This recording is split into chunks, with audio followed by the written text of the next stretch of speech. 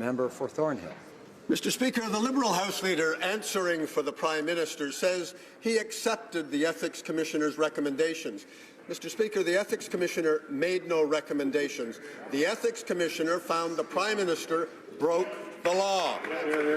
Now, the Health Minister paid back her inappropriate travel expenses because the Prime Minister made her pay them back. Now, with the clear finding that he broke the law, why won't he just pay it back? Government House Leader.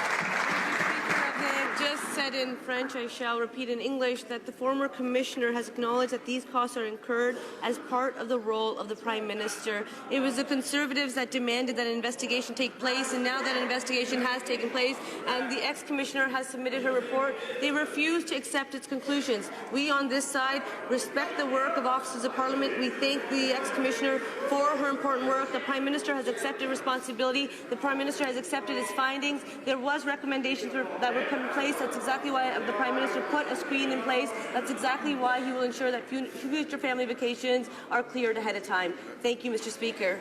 Member for Thornhill. Well, Mr. Speaker, a big part of the $200,000 wasted on the Prime Minister's illegal trip was generated by the security detail that must accompany him wherever he chooses to go. Canadians accept that for working trips to the UN or the G7 or perhaps even the Davos Celebrity Fest. But after the Prime Minister dragged his security detail along on his illegal vacation, and they had no choice but to accompany, the Prime Minister owns those wasted dollars. So why won't he do the right thing and pay it back? Honourable Government House Leader.